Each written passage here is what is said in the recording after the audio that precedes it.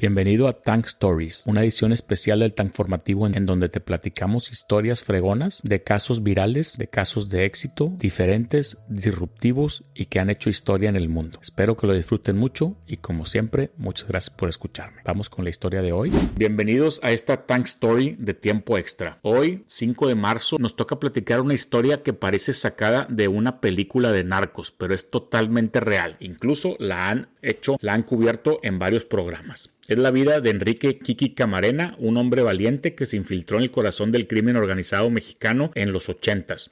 Logró golpes históricos contra los cárteles y pagó el precio más alto por ello. Vamos a hablar de sus hazañas como agente encubierto de la DEA, de cómo su muerte marcó un antes y un después en la guerra contra las drogas, de quiénes fueron los culpables y del largo camino que llevó a que este año, en el 2025, Rafael Caro Quintero fue uno de los responsables finalmente enfrente a la justicia en Estados Unidos. Prepárense porque esta historia viene muy buena.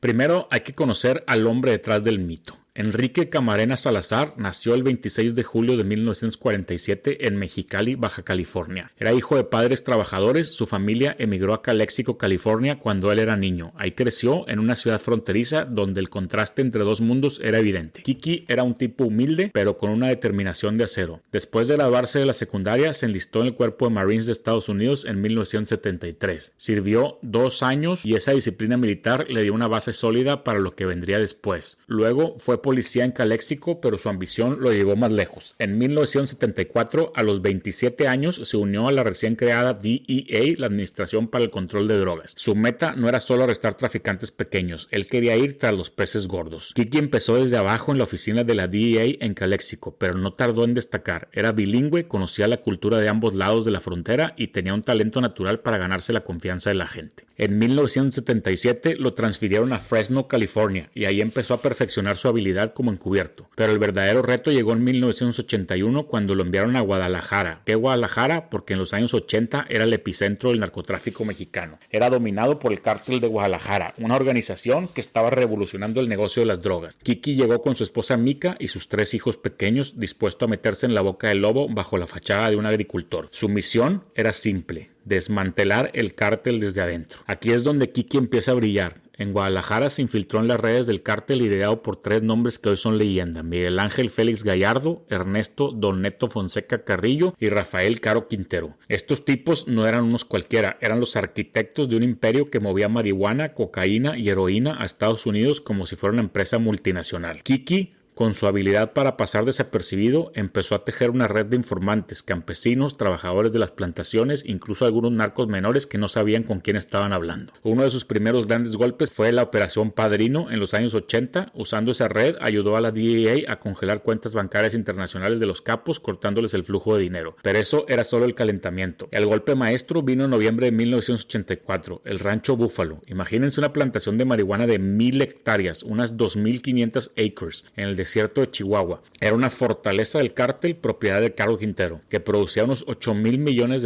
al año. Otra vez le repito, $8,000 millones al año. Kiki dio el pitazo. Con sus informantes y vuelos de reconocimiento de un piloto de la DEA, Alfredo Zavala, reunió las pruebas. El 7 de noviembre, 450 soldados mexicanos, apoyados por helicópteros, arrasaron el lugar. Quemaron más de 10,000 toneladas de marihuana y arrestaron a 177 trabajadores. Para Caro Quintero, esto no fue solo un golpe económico, fue personal. Kiki se había convertido en su enemigo número 1. Meterse con los grandes tiene consecuencias. El 7 de febrero de 1985, Kiki salió de la oficina de la DEA en Guadalajara rumbo a un almuerzo con su esposa. Nunca llegó. A plena luz del día, en una calle concurrida, policías corruptos pagados por el cártel lo secuestraron. Lo llevaron a una casa en la calle Lope de Vega, propiedad de Caro Quintero. Ahí empezó un infierno que duró más de 30 horas. Lo torturaron brutalmente, le rompieron las costillas, le aplastaron el cráneo, la mandíbula, la nariz, le perforaron la cabeza con un taladro y lo inyectaron con anfetaminas para mantenerlo consciente, mientras lo interrogaban sobre sus informantes. Junto a él también secuestraron a Alfredo Zavala, el piloto, y lo mataron por igual. El 9 de febrero, Kiki murió. Un mes después, el 5 de marzo, un día como hoy, sus cuerpos fueron encontrados envueltos en plásticos en una zona rural de Michoacán. La autopsia fue devastadora. Kiki había sufrido hasta el último aliento. ¿Quiénes fueron los responsables? Los dedos apuntaron rápido a los 3 líderes del cártel de Guadalajara: Rafael Caro Quintero, El joven ambicioso de 33 años, detrás del rancho Búfalo, fue quien ordenó el secuestro, furioso por la redada. Miguel Ángel Félix Gallardo, el padrino, el cerebro del cártel, también estuvo involucrado. Ernesto Fonseca Terrillo, Don Neto, fue el tercero en la lista, pero no actuaron solos. La corrupción llegó hasta lo más alto. Policías mexicanos como Sergio Espino Verdín, jefe de la Policía Secreta en Guadalajara, y hasta funcionarios como Rubén Zuno Arce, cuñado del expresidente Luis Echeverría, participaron. Incluso hay teorías, nunca confirmadas del todo, de que la CIA tuvo un rol turbio protegiendo operaciones de droga para financiar las contras en Nicaragua. La muerte de Kiki obviamente desató la furia de la DEA. Lanzaron la Operación Leyenda, la mayor investigación de homicidio en su historia. Estados Unidos cerró la frontera y presionó a México hasta que en abril de 1985 arrestaron a Fonseca y a Caro Quintero. Este último en Costa Rica tras huir. Félix Gallardo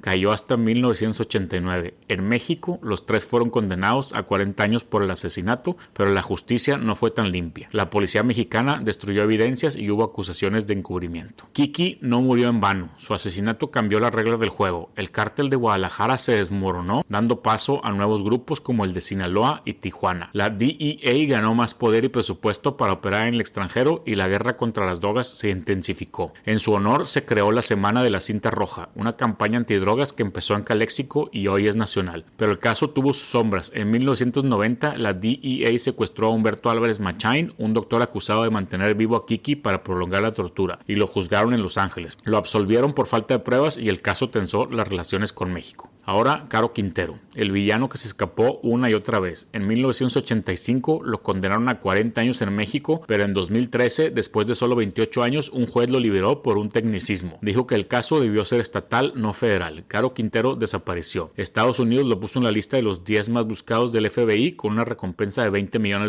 En julio de 2022 lo recapturaron en Sinaloa, escondido entre arbustos gracias a un perro rastreador. México lo tuvo preso, pero la DEA no quitó el dedo del renglón. Querían juzgarlo en suelo americano. El 27 de febrero del 2025, después de años de presión y con Donald Trump de nuevo en la Casa Blanca, empujando el tema, México extraditó a Caro Quintero junto con otros 28 narcos. Llegó a Nueva York el 28 de febrero y en su primera audiencia en Brooklyn se declaró no culpable. La fiscalía buscó la pena de muerte por el asesinato de Kiki y más de 100 agentes de la DEA llenaron la sala, usando esposas grabadas con el nombre de Kiki para escoltarlo. Fue un momento simbólico 40 años después de su muerte. Caro Quintero, a sus 72 años, enfrenta cargos por liderar una empresa criminal, conspiración de narcotráfico y uso de armas. La justicia tardó, pero llegó. Kiki Camarena fue más que un agente, fue un héroe que puso al descubierto la podredumbre del narcotráfico y la corrupción. Su vida y su muerte nos recuerdan el costo humano de esta guerra interminable. Hoy, en 2025, Caro Quintero en una corte de Estados Unidos, su familia, su hijo Enrique, juez en San Diego, y su viuda Mica finalmente ven un paso hacia la justicia. Pero la pregunta aún sigue. ¿Cuántos Kikis más tendrán que caer para que esto cambie? Muchas gracias por escucharme en este episodio de Tiempo Extra de Tank Stories y nos vemos con la historia del sábado del avión desaparecido en Malasia.